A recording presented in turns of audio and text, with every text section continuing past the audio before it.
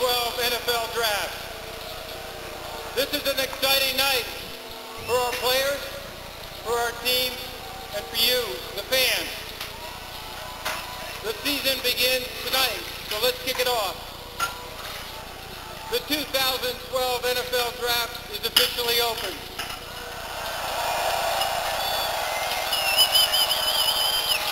The Indianapolis Colts are on the clock. That means the Indianapolis Colts are on the clock at 2-14 last year after winning double-digit games every season because of the draft pick that they had to begin this 12 of 15 number one overall in 1998, and that was Peyton Manning. In case you've been under a rock recently, Peyton Manning is on the Denver Broncos. The Colts waited a long time. They lost their first 13 games before they finally won a couple at the end. Bill Polian is with us. He's no longer the president GM of the Colts. Much of the players that we all got to know through Super Bowls or certainly playoffs are gone. And Andrew Luck is going to be the symbol now of the new beginning of the Indianapolis Colts.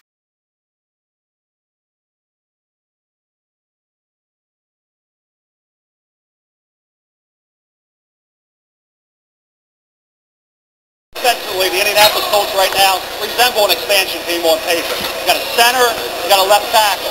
Tight end, nothing to speak of.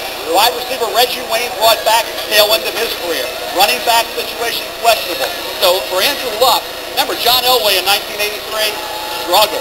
Dan Marino, next to last pick in the first round, lit it up. Elway had a great career though. Andrew Luck may struggle, Griffn may do well, but Andrew Luck's going to be fine. Ryan Richardson, the new GM, Chuck Pagano, the new coach, and maybe a new QB. With the first pick in the 2012 NFL Draft, the Indianapolis Colts select Andrew Luck, quarterback, Stanford.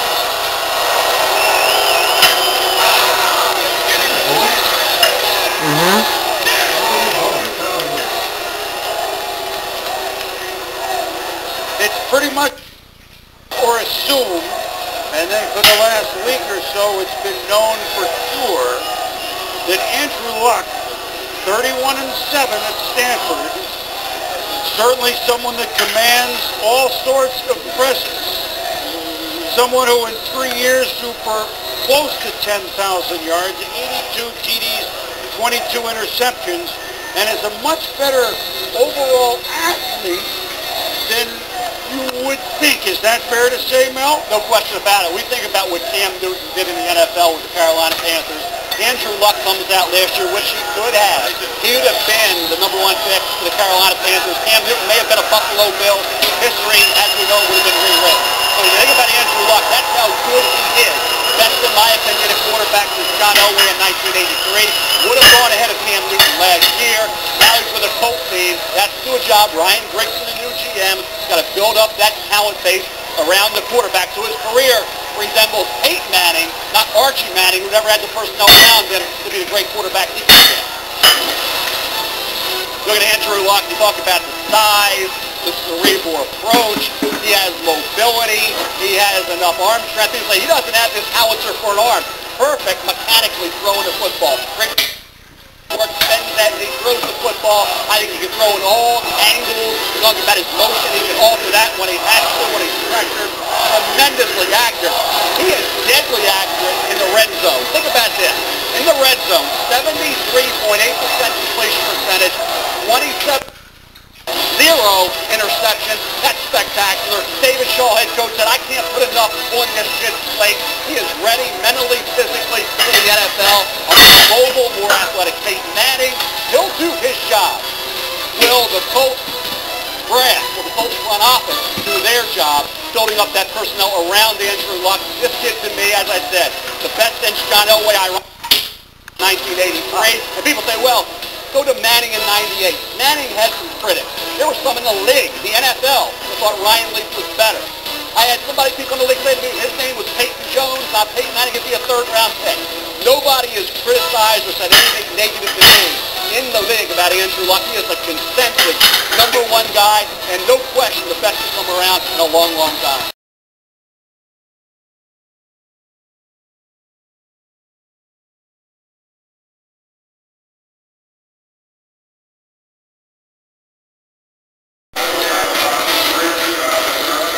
Welcome back to New York, everybody. Andrew Luck has now been selected by the Colts. The Washington Redskins are now on the clock because this was a pick originally owned by St. Louis, but they swapped their ones. It cost the Redskins a 2 this year, a 1 next year, a 1 after that, but they get to do the following. Pick this man, as announced by Mr. Roger Goodell. With the second pick in the 2012 NFL Draft, the Washington Redskins select Robert Griffin III, quarterback Baylor.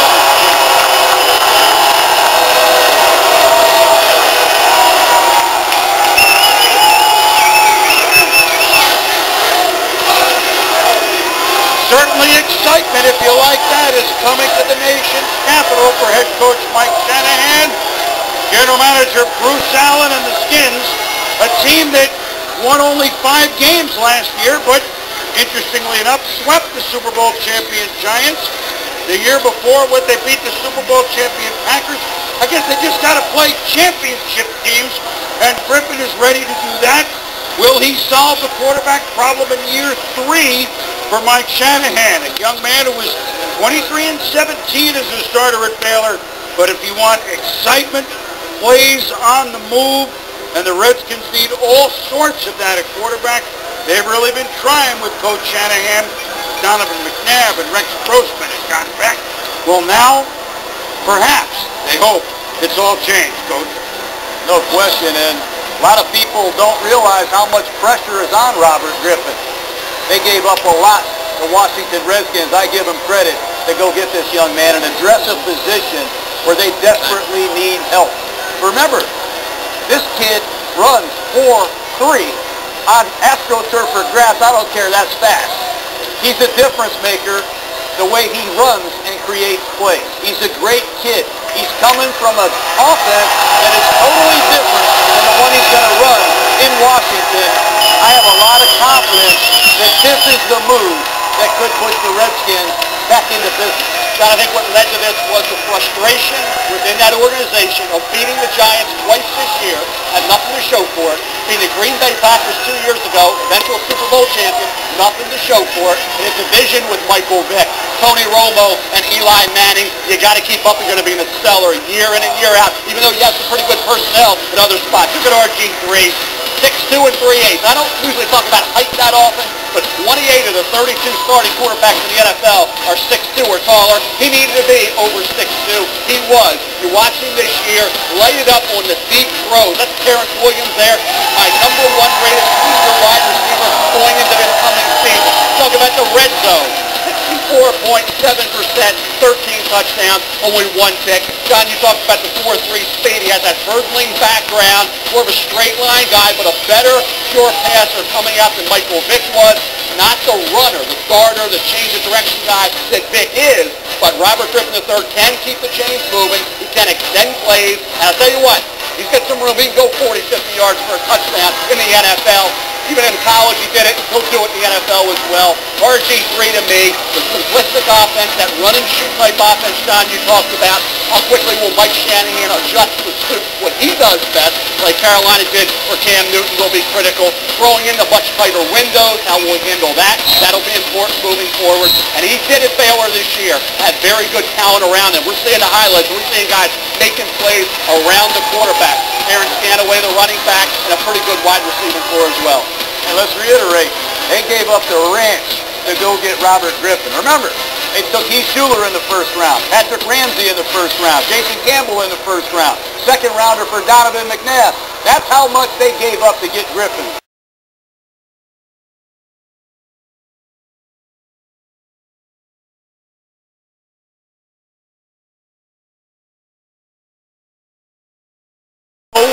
Why they made this move? Because this could be once every now and then you get a guy like this. With the third pick in the 2012 NFL Draft, the Cleveland Browns select Trent Richardson, running back, Alabama.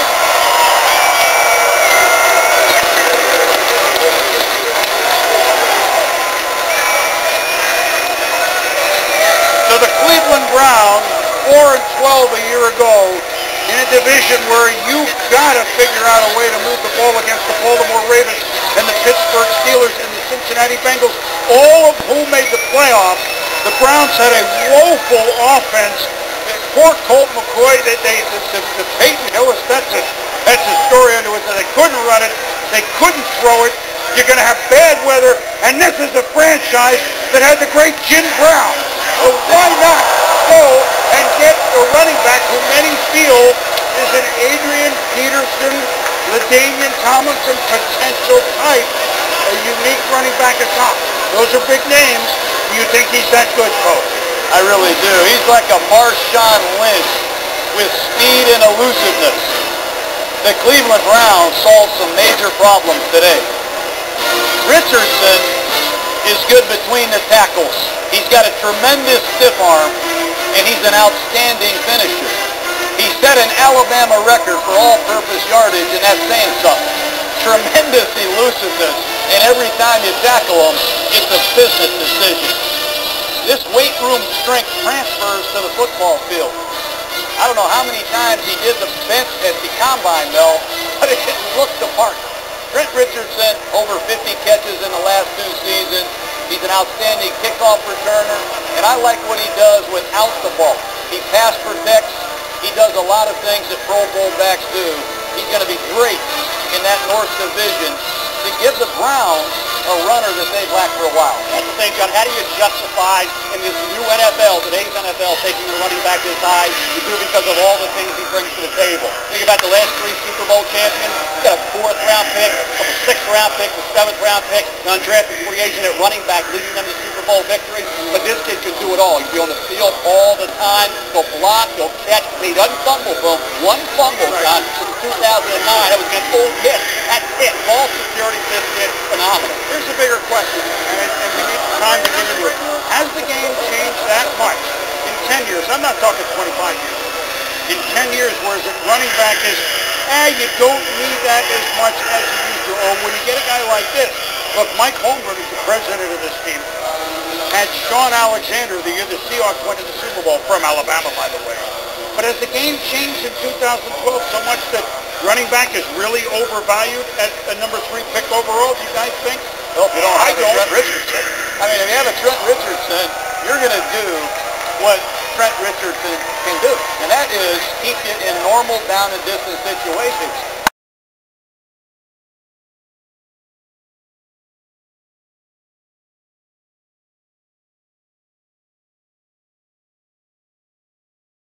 First 8, all of whom have new coaches. But now it's the Vikings' turn. With the 4th pick in the 2012 NFL Draft, the Minnesota Vikings select Matt Khalil, tackle, USC.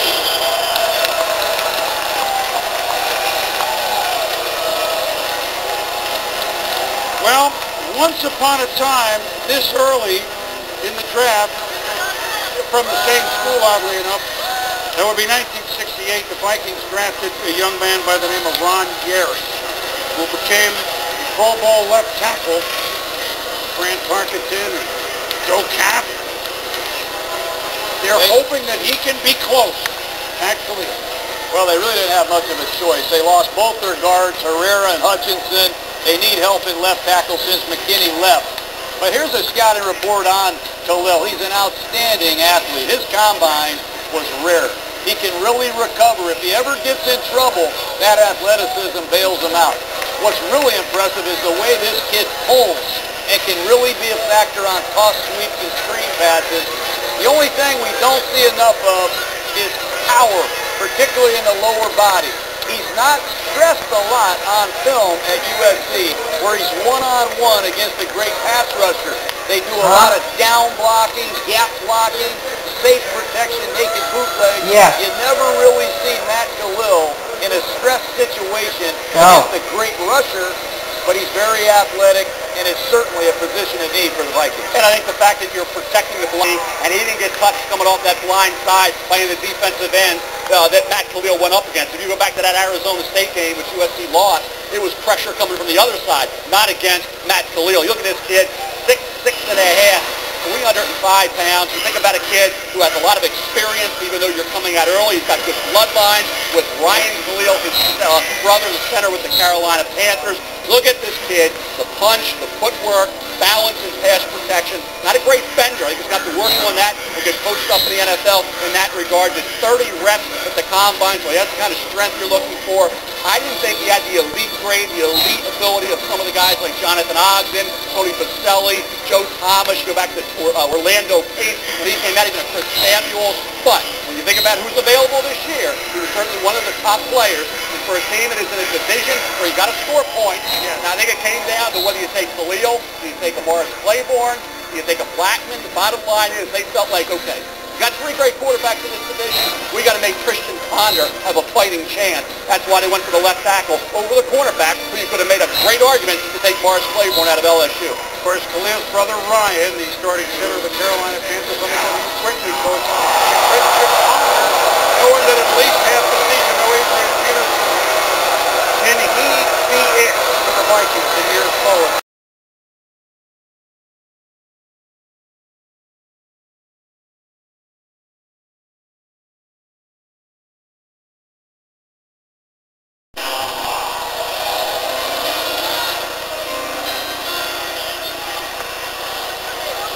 Tampa Bay has traded the 5th pick to Jacksonville. With the 5th pick in the 2012 NFL Draft, the Jacksonville Jaguars select Justin Blackmon, wide receiver, Oklahoma State. Well, it's Brandon Whedon's main go-to guy. Blackmon, 40 touchdowns in a little more than 2 years. 40 touchdown receptions for Oklahoma State. And you guys both know him. Is he the A.J. Green or Julio Jones talent of a year ago who went this high in the draft? He's a little different, but he's a guy that the ball is near. You're not getting it out of his hands, right, Mel? He's not to the level of A.J. Green and Julio Jones. Not as physically gifted. He's 6'1", about 207 to 210. Ran a 4.48, which is faster than a lot of people in the league thought he would run. They were thinking 4.55 for Justin Blackmon. You look at the highlights of Justin Blackmon, you're talking about a kid who was about the team. He's a we, he's an us guy. He's not an I and a me. You see that in the NFL, a lot of these feeble receivers. He is not that guy. Talked to Mike Gundy, head coach at Oklahoma State. He said, hey, Coach Des Bryant, Coach Justin Blackmon, Ryan has all the ability and all the talent you talked about. This kid was a little bit more complete. He'll block, he'll be a decoy, he'll do all the little things necessary. He'll catch the ball, big, strong hands. Justin Blackmon has. Talking about a guy who does all the things you need from a route running standpoint. I never saw him get caught from behind. People were saying, well, he's a 4.6 guy, 4.55 with the pads on. He didn't get caught from behind. And he ran that 4.48, which I think surprised a lot of people in the NFL. He'll be the power forward when he has to.